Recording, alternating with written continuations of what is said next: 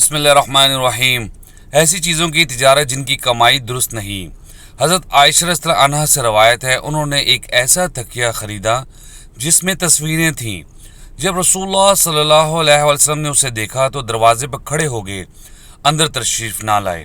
میں نے عرض کیا، اے اللہ کے رسول صلی اللہ علیہ وسلم، میں اللہ اور اس کے رسول کی طرف رجوع کرتی ہوں، مجھ سے کیا گناہ سرزد ہوا ہے؟ رسول اللہ صلی اللہ علیہ وسلم نے فرمایا، یہ تکیہ کیسا ہے؟ میں نے عرض کیا، میں نے یہ آپ کے لیے خریدا ہے تاکہ آپ اس پر ٹیک لگا کر بیٹھیں۔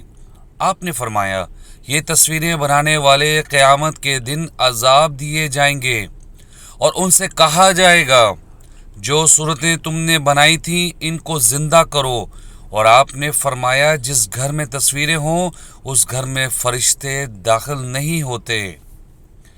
فوائد: فوٹوگرافی ہر قسم کی حرام ہے، خواہ عکسی ہو یا مجسم، دیوار پر بنائی جائے یا کپڑے پر نقش ہو۔